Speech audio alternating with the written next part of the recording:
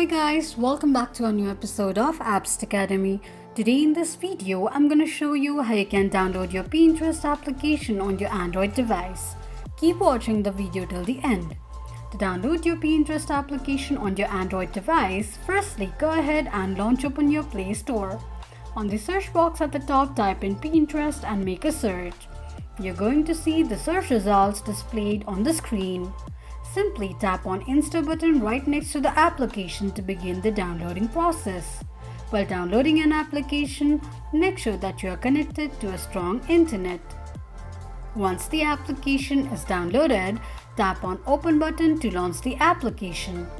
Open the application and that is how you will be able to download your Pinterest application on your Android device quickly and easily just in few steps. If you have any thoughts or queries, let us know in the comments section. Don't forget to subscribe to our channel.